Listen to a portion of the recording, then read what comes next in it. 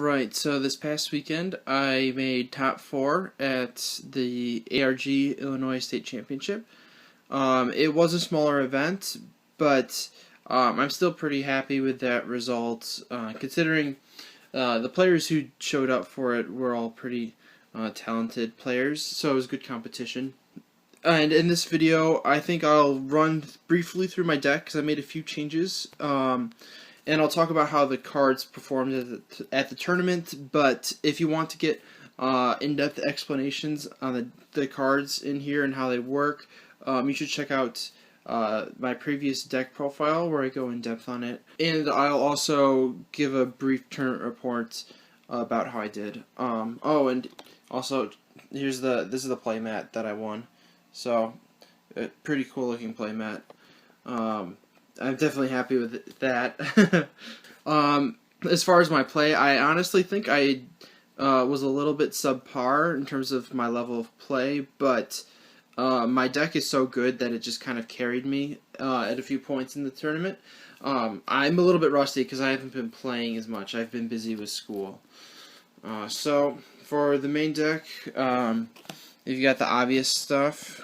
3 of the red, 3 of the green, 3 of the blue, and then 3 of Elfan. So that's pretty much the standard quantums, and it worked well for me. There was one point where I was out of greens in deck when I activated Elfan, and I hit Elfan off of itself actually, but that didn't matter because I was basically just using Elfan to fill up the grave. I had Soul Charge, and yeah, red was probably the best one, but they're all good in their own way. And then the Fluffals, you've got 3 wings, and then 3 bear. I did cut the dog. I felt like the fact that you needed normal summon made it a little bit clunky sometimes. But yeah, the Fluffal engine is great. It really helps with deck thinning and with making multiple material Megazords, basically. 2 Trick Clowns are pretty helpful. 1 Garnet and 1 Obsidian. I did actually pull off the play where you pitch Obsidian to special summon Garnet. I pulled that off once in the tournament, so that was pretty cool. And then what I changed in the main deck, 2 Maxis. Maxi is really good right now against like everything. So I found like I was siding this in against Burning Abyss and Cosmo and also Pendulum decks, and I felt like that was the entire meta besides Monarchs. And even against Monarchs, I'll side this out, but if it's extra deck Monarchs, then this is really good. And Domain Monarchs, it's still a 1-for-1, so you still get use out of it. I'm only main decking 2 instead of 3 because I don't want to brick too much. I can't really afford to run too many non-combo pieces in here. But I really liked Maxi. I sided the 3rd one in a lot. It was really good, and I'm happy with that decision. And then for the spells, 3 of the field spell. Pretty obvious, you need that. And then 3 Brilliant Fusion. This was amazing. Best card after Soul Charge. And then the rest of the Fluffal engine, the 3 Toy Vendors. These were also really good. Just the Fluffal engine in general worked nicely. And then the 2 ofs, 2 Emergency Teleport, because it became semi-limited, so I had to cut it to 2. That's obviously better at 3. Yeah, I mean, this was really good. There were some times where it was dead, because there are a lot of times where you have Elfan and you happen to hit blue, and then you also have Emergency Teleport in your hand. It just feels like that happens a lot. And then 2 Terraforming, just help the consistency a little bit, because you need the field spell to do stuff usually. 2 Twin Twisters, I had to cut 1 to make space for the Max C. There's no way you could justify 3 while also main decking Max C. There was one point where I actually, on my first turn, twin twistered my own Brilliant Fusion, and I was doing that so I could discard a Fluffal Wings to draw 2. And I ended up making Megazord that turn because I used Twin Twister on my own Brilliant Fusion. I really enjoyed that play. Overall, this card was pretty good. There wasn't like too much heavy back row decks, but I did play against Cliff Forts in one of the rounds, and it was never really dead. They always played at least some back row whenever I drew it, so I was pretty happy with that card. And then the one of Soul Charge and 1-for-1, pretty obvious. I drew 1-for-1 0 times, and then Soul Charge I drew like 2 or 3 times, and it was just ridiculous. It's the best card in the deck. And then extra deck. I only made the Quantum Exceeds and Seraphinite.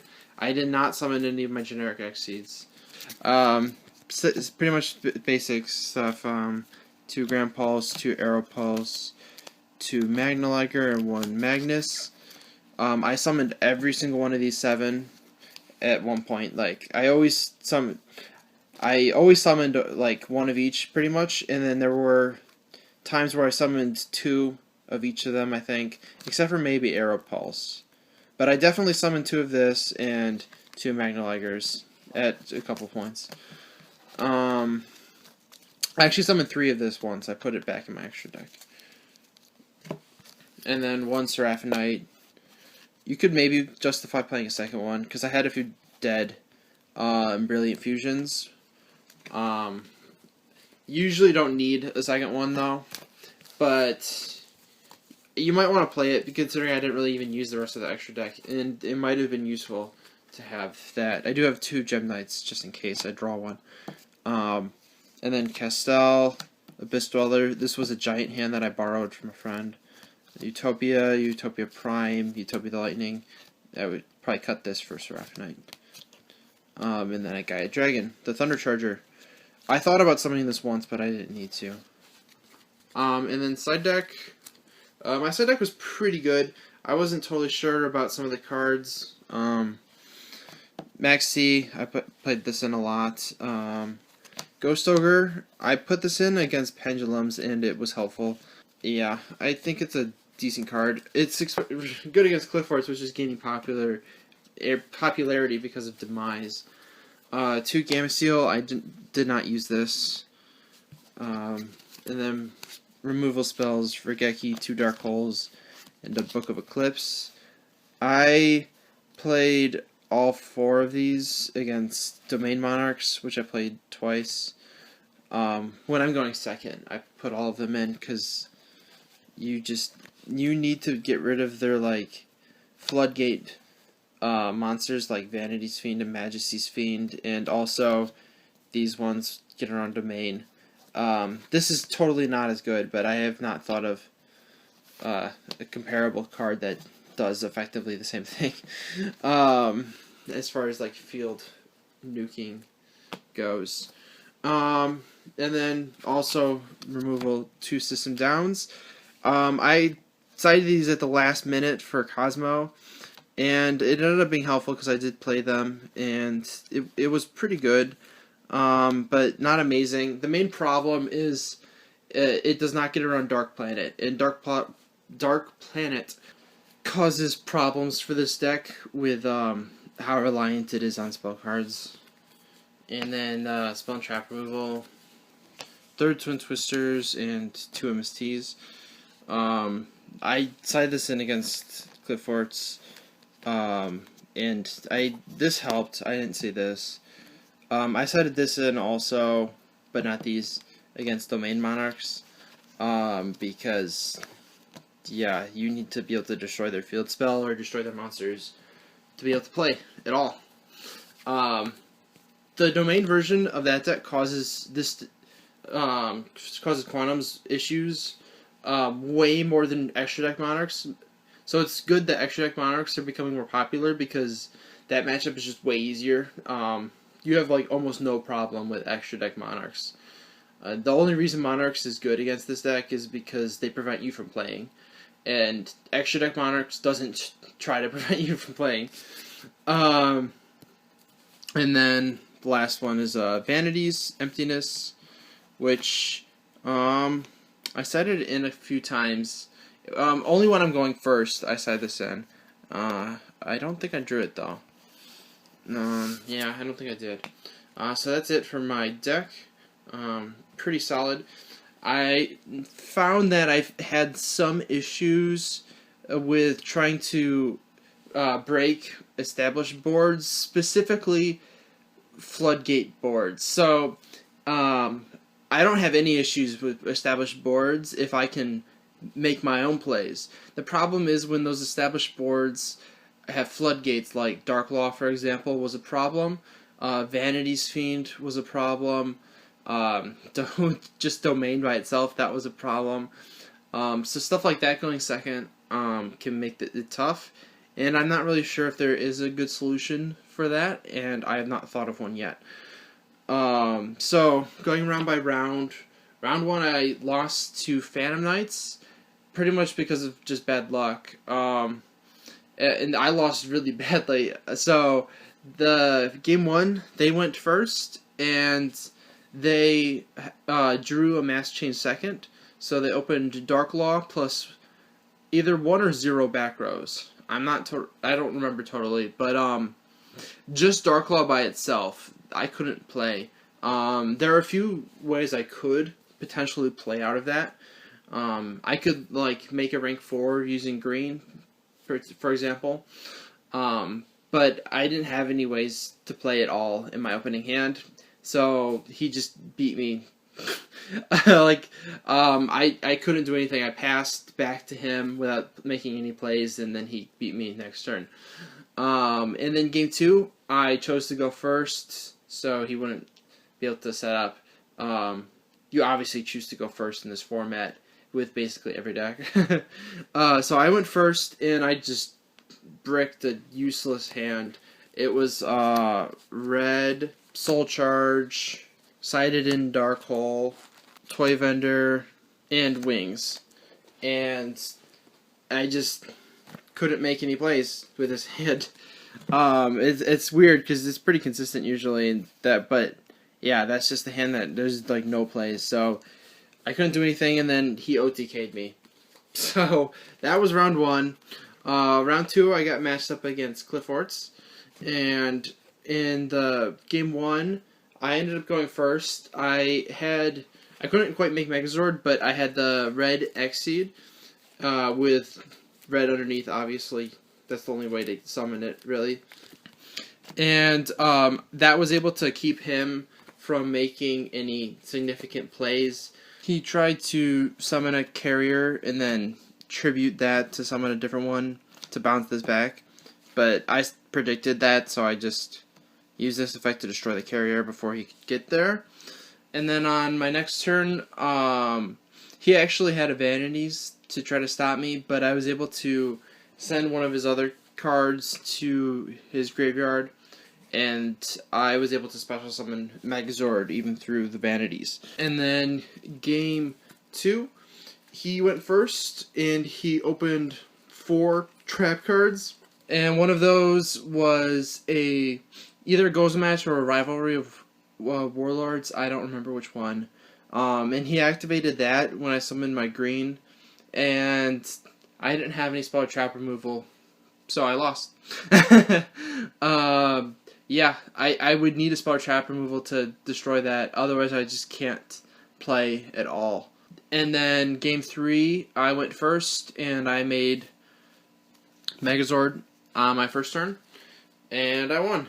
It was pretty much, he had no outs in his deck at all to Megazord with a lot of materials. So, and then round 3, I ended up playing against a variant of the Jeff Jones Pendulum deck, and he actually won the die roll and ended up going first. And he opened up with a Unicorn plus a Raccoon, both Magic Specters, and so I was able to use my red layer to bait out his Unicorn's effect, And then after that, I was able to combo off and make a Megazord, and he didn't have any outs. So, well, I'm assuming he had Utopia the Lightning, but he'd have to be able to make 2 in the same turn. And then game 2, he decided to go first again. I drew Maxi and Ghost Ogre on my first turn, so I was able to shut down his plays. And then round 5, I played against Domain Monarchs. So game 1, he went first. He won the die roll, and he opened up with a Majesty's Fiend and Domain. And yep, he won. I couldn't do anything. I don't think there's any outs in my entire deck to that. Not in the main deck. I guess I could Twin Twister and then somehow try to make a rank 4 to just attack over it. That seems hugely impractical. And then in game 2, it was actually really back and forth for that matchup. So I went first, and I summoned the green and blue Exceeds. So I wasn't able to get to Megazord because I didn't have access to the red Exceed. But those together allowed me to, well, the blue one mostly, allowed me to at least prevent him from like setting up a lock with a Tribute Zone monster plus Domain. And then we went back and forth a couple of turns, and then I was able to make a Megazord, but only with 5 materials on it. So over time, he was able to bait out my spins using Domain plus 2800 Tribute Zone monster. In that case, I have to spin the Domain back. Or I could spin the monster back, but then I risk him just summoning another monster. If I spin the Domain back, I risk him just activating another Domain. So I basically have to get a feel for which one is possible in that situation.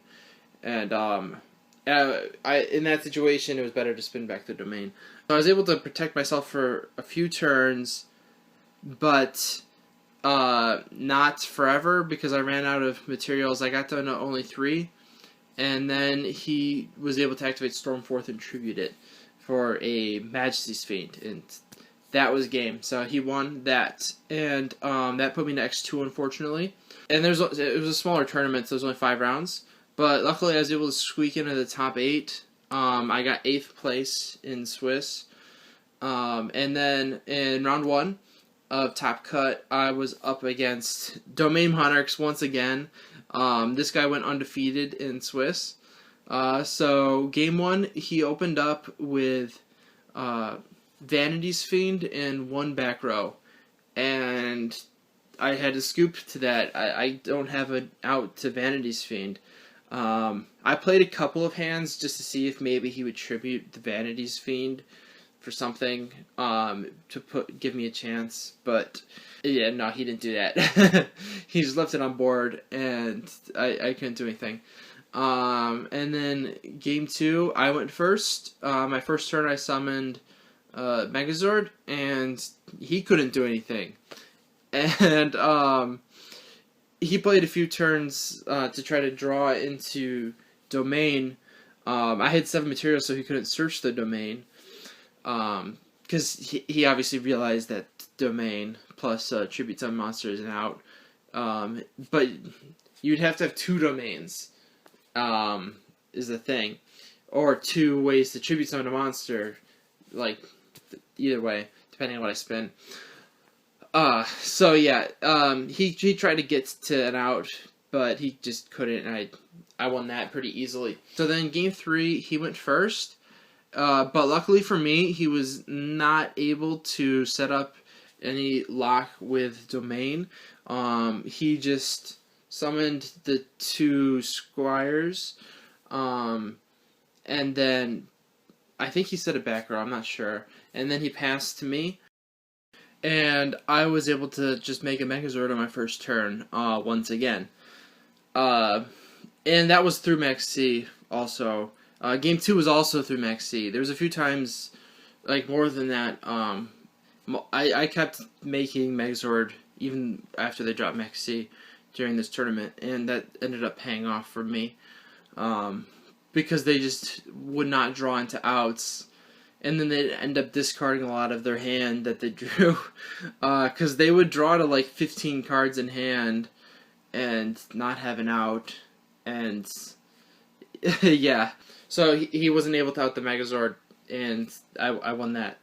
So that made me get to the top 4, and in the top 4 I ended up playing against Cosmo. I don't remember too closely what happened here. I know it was pretty back and forth. We ended up going into time in the middle of game 2. We split game 1 and 2. One of those I was able to make Megazord and I won. The other time I was not able to. And then game 3, he went first and he summoned a Dark Planet on his first turn. Plus he had a tin can next to it with a Slip Rider in hand that he could summon. Plus a set card that I didn't know what it was. The set card ended up being Cosmojo. So I kept trying to bait out both his Slip Rider and his 2 negates on his Dark Planet, because he dumped 2 for Tin Can's effect. But I wasn't able to do it. I misplayed, actually. I should have activated Max C on my own turn, which would have let me draw 2 cards, because he summoned twice on my turn, with the Cosmojo and also with using Tin Can to summon the Slip Rider. And if I had done that, I would have been able to draw into an extra system down, which he wouldn't have been able to negate. However, he still would have had the Tin Can that he got off of Slip Rider being destroyed with the effect of Cosmojo. So I think I still would have lost, even if I had done that. That wasn't the only time I forgot to activate Max C. There was another time I noticed afterwards I should have activated Max C, and I just didn't. So like I said earlier, I could have definitely played better in this tournament. There's a few times where I noticed that I wasn't making necessarily the best play. Against the Monarch player I lost to, for example, I think I might have been able to win game 2 if I had played it a little bit differently while I had the Megazord out. Like, I waited 1 turn too long, I think, to summon the blue Zord, and he had an out at that point. And also, I misplayed a little bit by activating Raigeki at the wrong time against him, because I was trying to attack for game. So I think I could have played that a little bit differently and maybe won that, but I ended up making top 4 anyways, even with all my misplays at the tournament, and I think that's mostly just because my Quantum Fluffal deck is just really powerful and very consistent. Like I said earlier, the main problem is Floodgate monsters when you're going second, which is a huge problem right now. There are so many decks that just try to go first and make it so you can't play. So that's something that I think this deck should try to address moving forward, but I'm not really sure how to achieve that without hurting the consistency of the deck, because there's not really that much deck space for anything that's not combo orientated. Maybe that means that this isn't the best choice for this format. Maybe we should just wait to play this until the meta is a little bit less orientated around going first and setting up an unbreakable field. But I still think it's a very powerful deck, and you can stand up against any of the meta decks, mostly just because Megazord is really strong. So yeah, hopefully you guys all enjoyed the video, and if you did, be sure to check out some other stuff. Especially my deck profile on this deck if you have not seen it. Yeah, hopefully you guys all enjoyed.